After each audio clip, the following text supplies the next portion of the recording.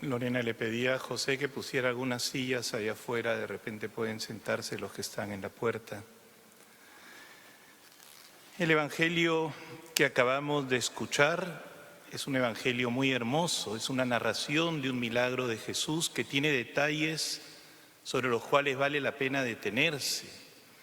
Pero creo que lo primero y lo más importante es identificarnos nosotros con la experiencia de este ciego y mendigo. El pecado hace que los seres humanos seamos realmente personas ciegas, que vivamos en la oscuridad, en las tinieblas. La palabra tinieblas en griego el texto es escotosis, que es un texto que hemos usado muchas veces, una palabra para referirnos a esa mentira existencial, a ese autoengaño en el cual vivimos a causa del pecado. Jesús es la luz del mundo. Él viene a devolvernos la vista, viene a iluminar nuestras tinieblas, nos transmite esa luz a través de los sacramentos, la Eucaristía, la confesión, la unción de los enfermos. En fin, los sacramentos por los cuales nosotros pasamos del poder de las tinieblas al reino de la luz. Y el sacramento por excelencia por el cual nacemos a la luz es el sacramento del bautismo. Ahora bien, vamos a recorrer este texto que comienza diciendo lo siguiente: un mendigo ciego llamado Bartimeo, Bartimeo quiere decir el hijo de Timeo, estaba sentado al borde del camino pidiendo limosna. Y aquí hay algunos detalles interesantes. En primer lugar, este mendigo tiene un nombre, Bartimeo. Es decir, no es un número, no es un ser anónimo. Es una persona de carne y hueso que tiene un rostro, que tiene un nombre, que tiene una historia. Cada uno de nosotros delante de Dios es una persona, un ser único e irrepetible. Alguien a quien Dios ama con un amor personal y especial y particular. En segundo lugar, nos dice que era un mendigo ciego sentado al borde del camino pidiendo limosna. Y esta imagen nos habla de la degradación que produce el pecado. El pecado nos impide ver con claridad, nos quita las fuerzas para poder avanzar en el camino. En el fondo, el pecado nos hace estar postrados, incapaces de caminar por nosotros mismos y avanzar hacia una meta. Y por lo tanto, delante del Señor todos somos mendigos, mendigos de su misericordia. Muchas veces, en lugar de acercarnos a Dios para mendigarle esa sanación que necesitamos, nos volvemos mendigos de los demás. Mendigamos afecto, mendigamos atención. Muchas veces tratamos de saciar nuestro anhelo de felicidad con las migajas, con las limosnas que nos ofrece el mundo, con esa búsqueda de placer que deja el corazón más triste y más vacío. Y este mendigo escucha. No tiene ojos para ver, pero sí tiene oídos para escuchar. Y la fe comienza con la escucha. Y este mendigo escucha que Jesús, el profeta de Galilea, está pasando por Jericó y está pasando delante de él. Este ciego conoce al Señor primero por la escucha y luego lo llega a ver cara a cara. Y aquí hay un detalle que es interesante. Jesús pasa por nuestra vida. Jesús pasa por nuestro camino. Jesús viene a nuestro encuentro haciéndose uno de nosotros. San Agustín repetía una frase que luego también acuñó San José María Escrivá de Balaguer, y es: temo a Jesús que pasa. Es decir, temo que Jesús pase y que yo no me dé cuenta. Todos tenemos un instante, un momento importante en nuestra vida en que Jesús pasa por nuestra existencia, y es un momento que no podemos desaprovechar.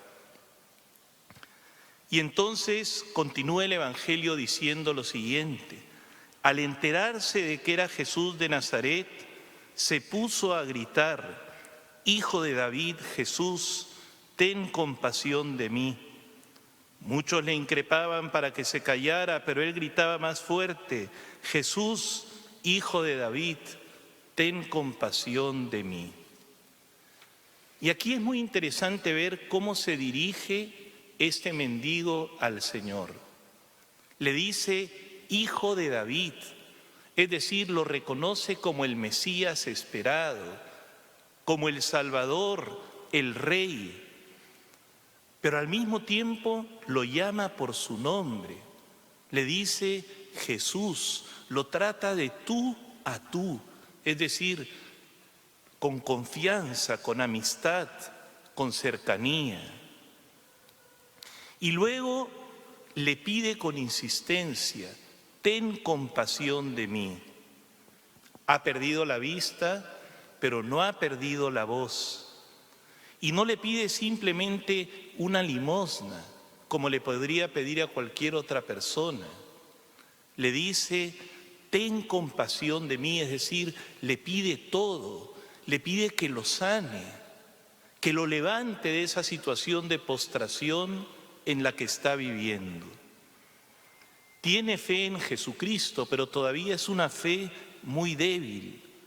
Y sin embargo es una fe suficiente para reconocer que Él, el Hijo de David, lo puede liberar de esa situación de miseria en la que está sumido. Vislumbra una luz de esperanza y eleva una súplica que brota de lo profundo del corazón: Hijo de David, ten compasión de mí.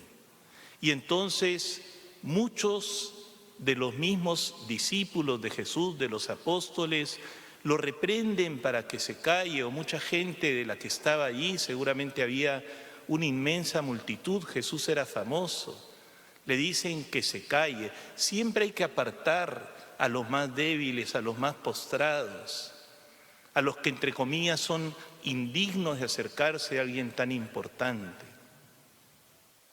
San Agustín medita en este pasaje recordando su propia experiencia de vida. Y dice San Agustín: mis parientes, vecinos y amigos trataban de callarme. Los que aman el mundo y la prudencia se me ponen enfrente. ¿Es que te has vuelto loco? ¡Qué exagerado eres! ¿Por ventura los demás no son cristianos? Esto es una tontería, es una locura. Y cosas tales gritan la turba para que no clamemos nosotros los que estamos ciegos. Muchas veces ese anhelo de Dios, esa necesidad que tenemos de encontrarnos con Jesús, de poder entregarle nuestra vida al Señor, busca ser acallada. No seas tan radical, no seas tan exagerada.